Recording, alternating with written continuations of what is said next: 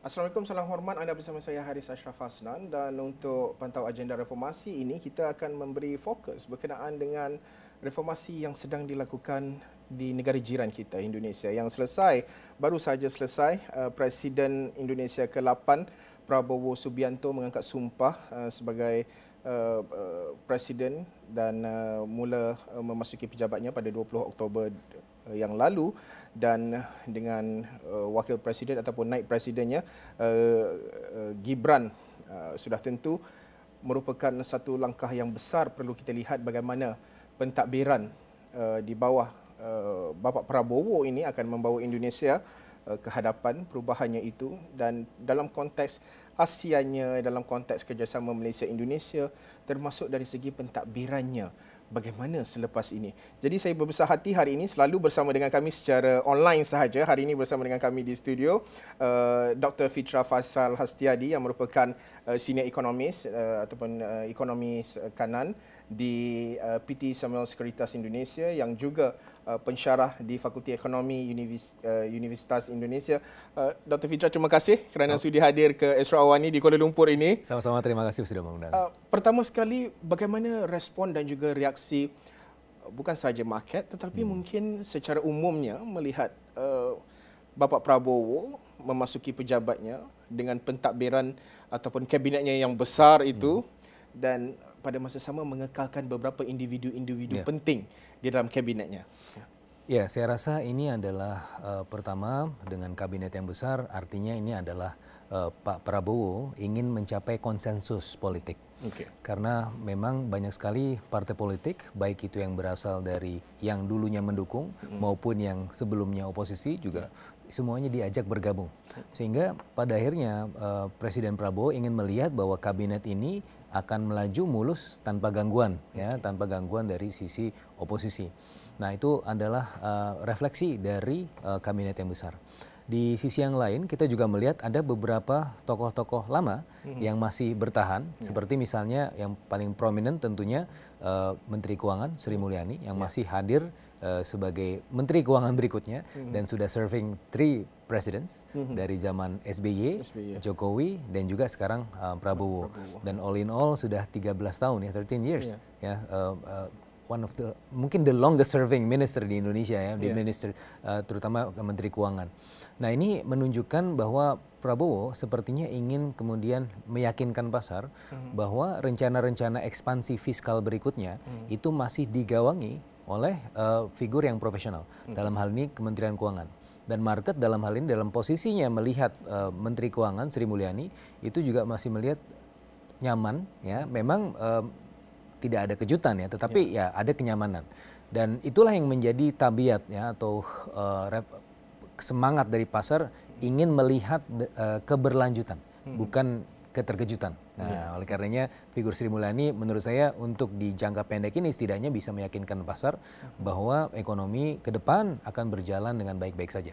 Gitu. Ya, Dr. Fitra, sudah tentu apa yang ingin dilakukan oleh Bapak Prabowo serta seluruh anggota kabinetnya itu ingin melihat, ingin membawa Indonesia satu langkah ke hadapan.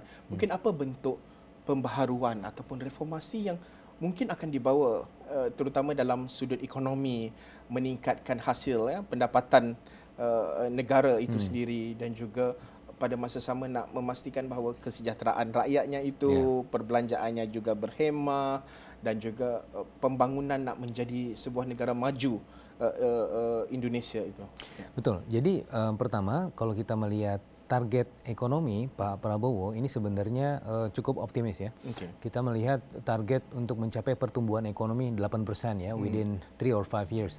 Nah, ini suatu hal yang harus dicapai dengan langkah-langkah yang prudent, dan oleh karenanya perlu disiapkan secara fondasi oleh Kementerian Keuangan. Jadi bagaimana mengakselerasi pertumbuhan ekonomi tanpa kemudian menekan fiscal capacity. Nah, itu adalah kenapa Sri Mulyani masih bertahan di sini. Yang berikutnya juga saya melihat ada potensi tax reform, ya, dalam konteks meningkatkan penerimaan negara. salah satu indikator yang ingin dikejar adalah tax ratio. Nah, tax ratio kita masih less than 10% di Indonesia, dan itu tentunya tidak cukup ya untuk membiayai pembangunan. Dan oleh karenanya perlu kemudian dikejar dengan serangkaian usaha effort untuk tax reform. Nah, tax reform ini sebenarnya ideally Kementerian Keuangan itu bisa dibagi-bagi ya. Jadi Kementerian Keuangan itu harus dipisahkan dengan bea cukai, customs dan juga pajak ya, tax. Nah, ini yang kemudian saya lihat sepertinya rencananya masih ongoing, masih on schedule ya. Tetapi mungkin ini tidak akan dalam waktu cepat ya. Karena memang butuh waktu ya untuk kemudian membuat organisasi Kementerian Keuangan yang besar dipecah kepada hal-hal yang sesuai dengan target Pak Prabowo.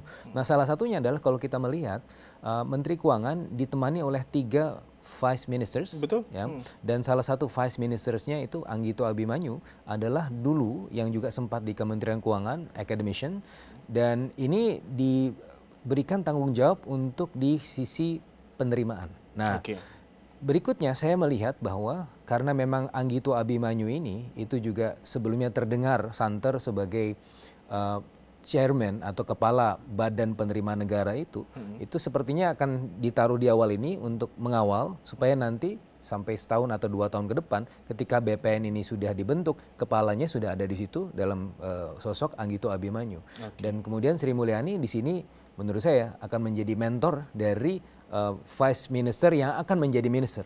Nah, pertanyaannya kan siapa yang akan menjadi minister setelah Sri Mulyani, karena sepertinya mayoritas dari masyarakat Indonesia belum bisa membayangkan apa masa depan setelah Sri Mulyani. Nah, kita melihat di sini bahwa Sri Mulyani sebagai mentor bagi saya lihatnya justru di sosok Tommy Jiwandono, Thomas Jiwandono, Vice Minister yang kemarin sempat masuk di akhir kabinet Jokowi sebagai bagian dari tim transisi Pak Prabowo, tapi sekarang juga masih hadir di sini, dan saya rasa ini adalah figur atau kader Kementerian Keuangan yang jadi akan Menteri Keuangan berikutnya.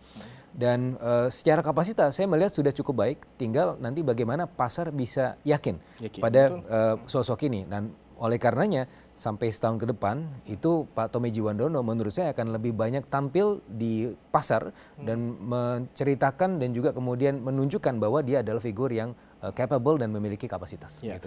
Kita tahu Sri Mulyani ini backgroundnya seorang teknokrat ya, seorang teknokrat. Tetapi apabila vice presidennya itu ada juga yang berlatarkan politik itu, jadi seperti doktor menyebutkan harus meyakinkan market untuk menerima seorang individu yang baru untuk menerajui keuangan di Indonesia. Mungkin apa bentuk kalau nak dikatakan dari segi cabaran dan juga aspirasi yang nak diletakkan menjadi Indonesia 2045 itu. Indonesia maju 2045 itu. Kerana hala tujunya itu perlu jelas. Betul. Kalau kita lihat Presiden terdahulu Bapak Jokowi menyatakan bahawa beberapa langkah telah pun disusun atur beliau. Jadi adakah kesinambungan itu akan dibawa? Adakah Bapak Prabowo mungkin akan meneruskan apa yang telah direncana oleh Bapak Jokowi, terutama nak menjadikan Indonesia sebuah negara maju 2045? Ya, ini keberadaan Pak Prabowo dan menangnya Pak Prabowo ini adalah menunjukkan bahwa masyarakat Indonesia vote terhadap keberlanjutan.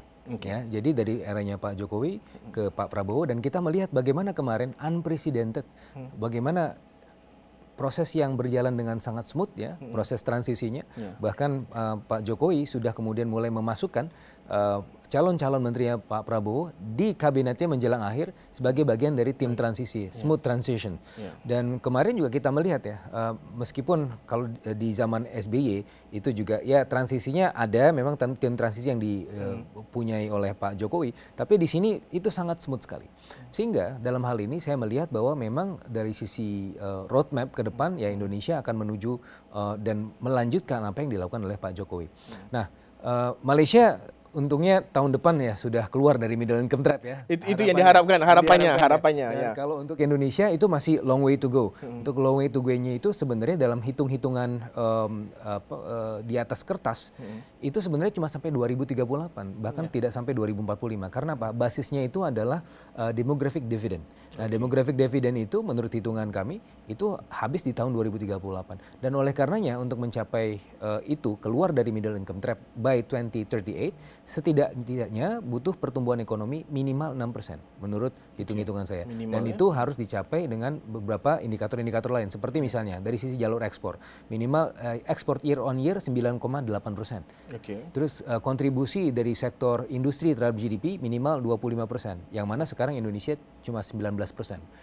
Dan kebutuhan investasi itu kalau kita ingin mengejar ya untuk sampai tahun 2038 mungkin masih terlalu jauh, tapi untuk 5 tahun ini untuk pemerintahan Pak Prabowo, saya melihat bahwa untuk ideal case scenario 8% pertumbuhan ekonomi, kita membutuhkan Indonesia 10.000 triliun rupiah.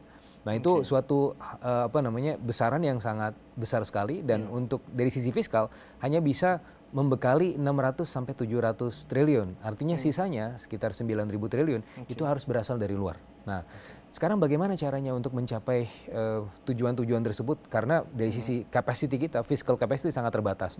Sekarang saja kalau defisit ini ada patokannya, tidak boleh lebih dari 3%. Kalau misalnya memang bisa di bridge ya, seperti Malaysia kan tidak punya threshold ya.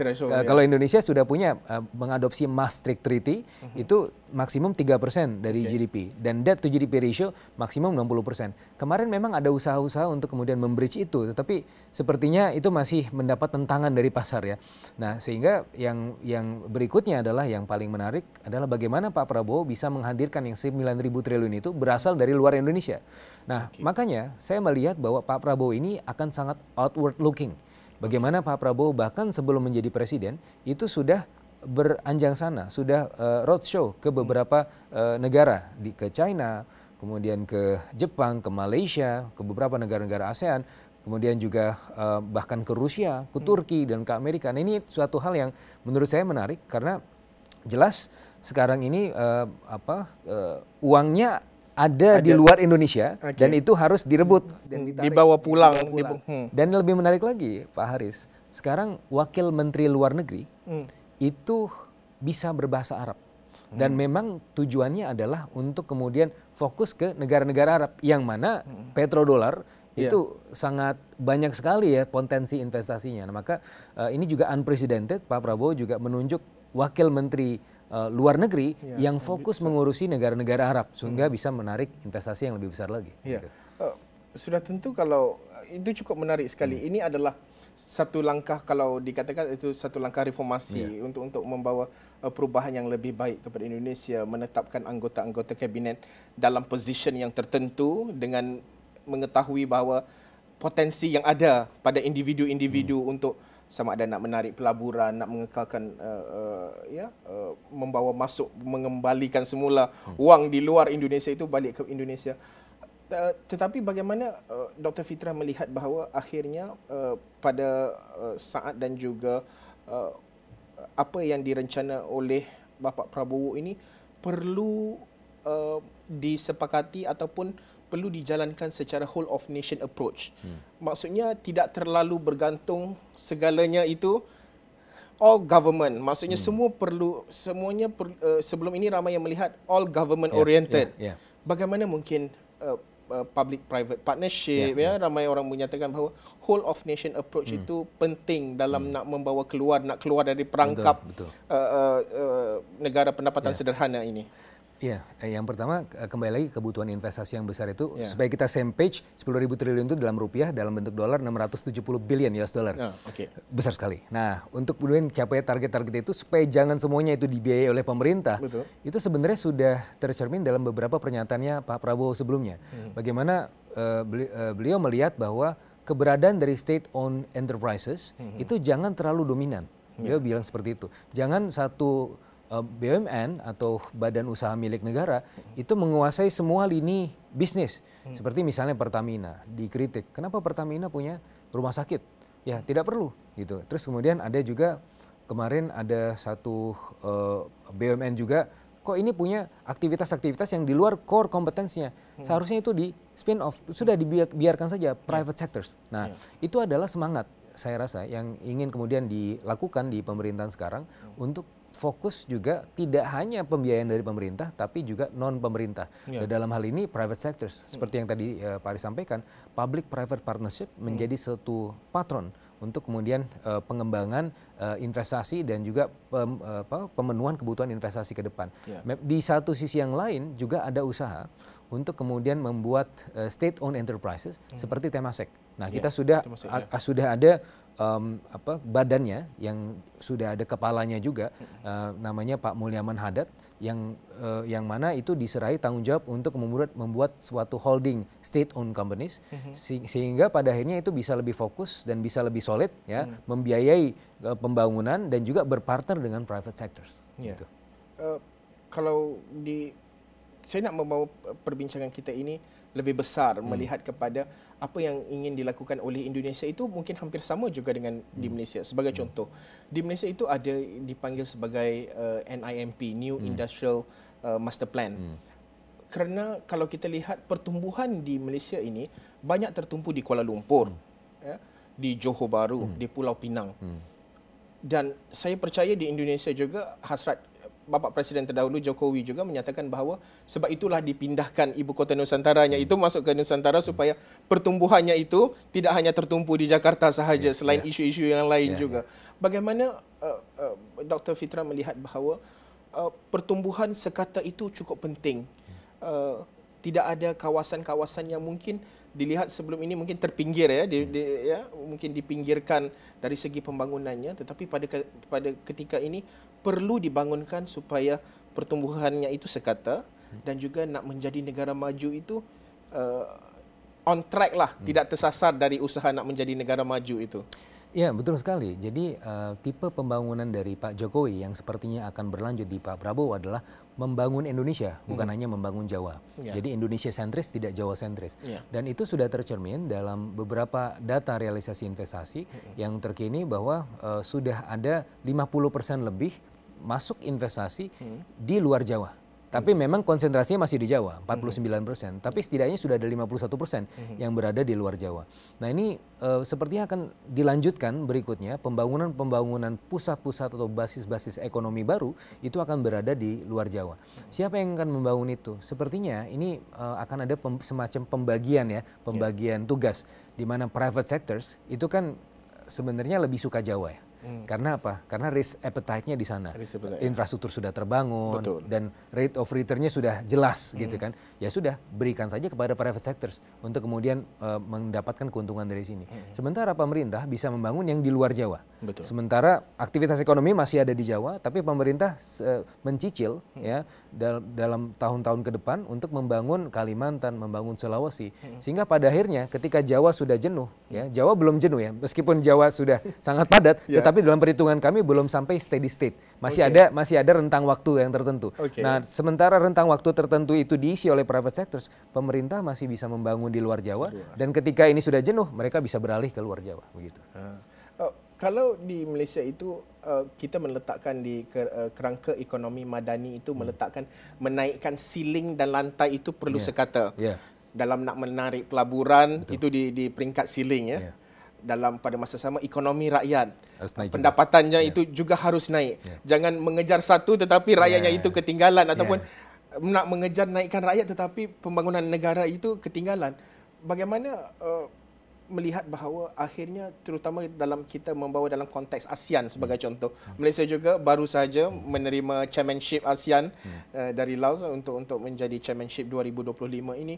Bagaimana di peringkat ASEAN ini, kerana kita mempunyai aspirasi yang sama dan kita juga menghadapi masalah yang sama. Sebagai contoh, GDP per kapita juga sering tersangkut.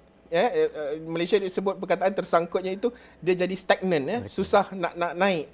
Dan kemudian baru sahaja dalam belanjawan 2025 ataupun National Budget 2025, Perdana Menteri Anwar menyatakan bahawa gaji minimal itu naik daripada 1,500 jadi ke 1,700. Itu langkahnya untuk memastikan bahawa GDP per kapita itu terus naik. Bagaimana usaha kita ini bersama Malaysia dan juga Indonesia dalam konteks ASEAN adakah kita berdepan masalah dan juga kekangan, kekurangan yang sama, dan apa yang menyebabkan maybe the downside risk yang menyebabkan kita ini sukar sangat mau bergerak keluar untuk menjadi negara maju ini, Dr. Fitra? Ini juga menjadi topik pembahasan kenapa saya hadir di Kuala Lumpur hari ini. Dalam 2 hari terakhir kita ada dialog antara ASEAN, New Zealand, dan Australia. Dan di situ saya juga menyampaikan bahwa permasalahan utama ASEAN dari beberapa sektor dan dari beberapa sisi, itu yang permasalahan paling utama adalah dari sisi human capital. Nah, itu yang kemudian membuat kita GDP per kapitanya tersangkut tadi ya. Dan itu yang juga kemudian menjadi fokus dari Presiden Prabowo untuk kemudian berinvestasi lebih banyak di human capital. Bagaimana caranya? Ada makan bergizi gratis. Itu sudah dikeluarkan, mungkin dianggarkan tahun depan 71 triliun rupiah. Nah, juga ada revitalisasi sekolah-sekolah rusak. Itu sudah dianggarkan 21 triliun rupiah. Dan kemudian ada pendidikan yang kemudian digalakan lagi, pembuatan sekolah-sekolah unggulan. Nah, ini kemudian juga menjadi fokus dan prioritas dari Presiden Prabowo. Nah, ini yang saya kategorikan sebagai absorptive capacity. Investasi bisa masuk, tetapi harus inklusif. Harus kemudian membawa serta yang di floor-nya ini, supaya ikut dengan ceilingnya. Gitu kan. Ini bagaimana supaya mereka bisa dapat manfaat besar juga dari investasi. Seperti misalnya di Maluku, itu pertumbuhan ekonominya Pak Haris, karena investasi yang masuk dari China itu 27% pertumbuhan ekonomi year on year. Itu tinggi sekali kan. Tetapi kalau kita lihat dari sisi kemiskinan, itu stagnan. Nah, artinya uangnya kemana? Nanti tidak bisa dinikmati oleh masyarakat lokal. Dan oleh karenanya ini perlu ditingkatkan absorptive capacity-nya, kualitas sumber daya manusia. Sehingga ketika mereka masuk, ini bisa bermanfaat juga untuk masyarakat dan mereka akan bisa mampu meningkat income-nya. Karena di Indonesia isunya sekarang adalah adanya kebocoran middle income class. Karena 5 tahun yang lalu posisinya jumlah populasi middle class di Indonesia 57 juta jiwa. Sekarang tinggal 47 juta jiwa. Bocor ke bawah, ke aspiring middle class. Dia menurun ke bawah. Artinya kan kalau kita mau keluar dari jebakan pendapatan menengah, yang ini kan dibesarkan. Harus begitu, naik, harus naikkan, bahkan dinaikkan kelasnya lagi. Nah, ini yang menjadi PR besar. Bagaimana pertama absorptive capacity itu harus ditingkatkan, dan yang kedua adalah penciptaan lapangan kerja di sektor-sektor formal, terutama dari sisi ini industrialisasi, dan itu menjadi roadmap Indonesia ke depan. Ketika membangun industri, maka bisa menyerap tenaga kerja yang baik dan income-nya juga baik, sehingga pada akhirnya income-nya juga bisa meningkat. Ya, saya rasa itu juga menjadi aspirasi kerajaan Malaysia apabila ramai yang bertanyakan ataupun yang menyatakan bahawa kerajaan mengumumkan berbilion pelaburan masuk investasinya itu pelaburan masuk berbilion. Tetapi kenapa rakyat harga barang masih mahal, rakyat tidak merasakan kenaikan gaji. Jadi akhirnya itu juga mengekang ataupun menjadi satu permasalahan, dan kita nak membangun dari segi contoh microchip dan sebagainya, data center, tetapi sejauh mana kita dapat menghasilkan apa disebut sebagai modal insan kepakaran pakar untuk bekerja dalam bidang itu. Adakah kita masih lagi perlu bergantung kepada pakar luar untuk dibawa masuk ke Malaysia untuk bekerja dalam bidang-bidang itu? Dan mungkin Dr. Fitra melihat selepas ini, what's next? Apa cabaran terbesar kepada Bapak Prabowo dan juga seluruh kabinetnya, termasuk Ibu Sri Mulyani sendiri yang menjadi Menteri Ekonomi, Menteri Keuangan untuk Presiden ketiga ini. Bagaimana cabaran besarnya itu akan dilalui oleh Bapak Prabowo? Ya, setidaknya harus ada permasalahan jangka pendek yang harus ditangani terlebih dahulu, yaitu dari sisi fiscal capacity. Tahun depan, tahun 2025, defisit fiskal pemerintah Indonesia itu 2,5%.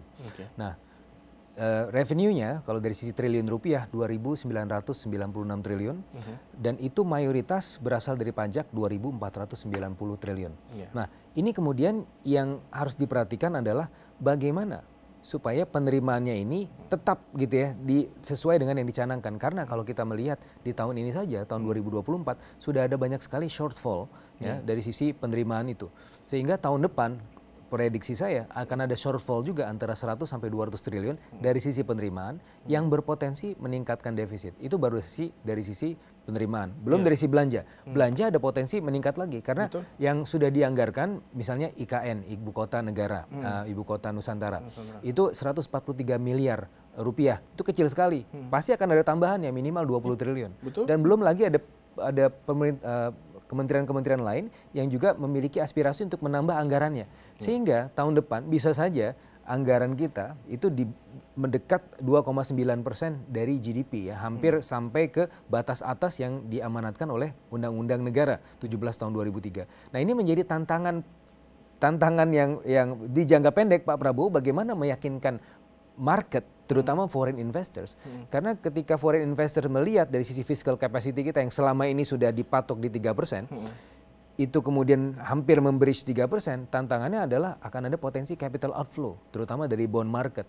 Nah, ini yang kemudian harus coba diyakinkan Pak Prabowo bahwa kita ya memang melakukan ekspansi, tapi di sisi yang lain kita melakukannya secara prudent. Dan oleh karenanya kembali lagi, itu adalah kenapa Bu Sri Mulyani masih ada di sini untuk menjadi wajah ekonomi dari pemerintahannya Pak Prabowo. Nah, kalau itu sudah dilalui, saya rasa market akan nyaman dan pada akhirnya ya tantangan-tantangan ke depan itu akan ya bisa dilalui dengan baik. Gitu. Ya, sudah tentu kalau kita telitikan kalau dalam rancangan di bawah kerangka ekonomi madani di Malaysia ini meletakkan dalam tempoh 10 tahun untuk menjadi ekonomi ke-30 terbesar di dunia dengan ekonomi yang berdaya saing ataupun IMD Index adalah ke-12 yang pada ketika ini adalah di tangga ke-34 di Malaysia dan pembangunan insan yang bertambah baik kalau indeks human development-nya itu pada ketika ini tangga ke-63 dan disasarkan naik ke tangga 25 dan banyak perkara yang dilakukan.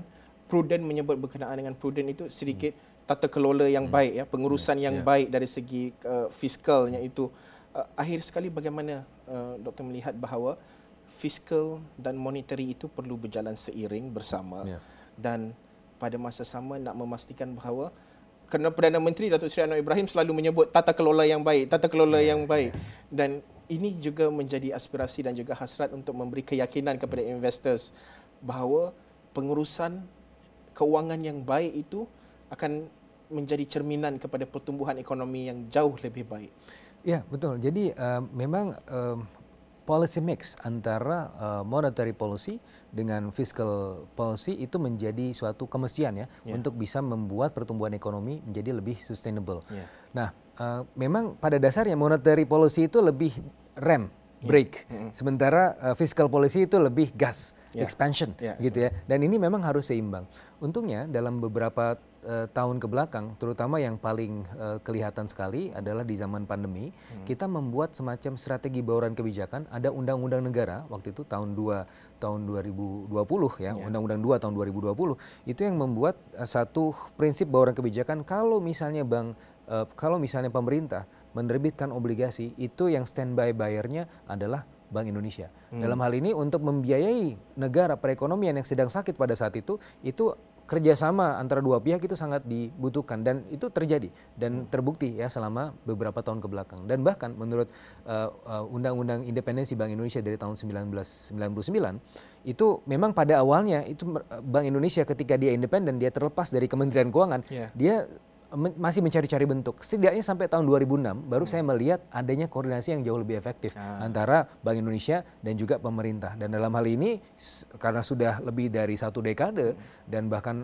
sudah hampir 2 dekade ya, karena yang sebelumnya itu tahun 2006 itu fiscal dan monetary prudence itu baseline-nya di situ. Kalau hitungan saya tahun 2006 itu baru pertama kali kita mencapai semacam koordinasi yang bagus antara fiscal dan monetary policy. Sekarang sudah hampir 2 dekade dan artinya ya sudah semakin matang dan untuk ke depan saya tidak memiliki kekhawatiran bahwa ini akan menjadi masalah untuk Indonesia gitu.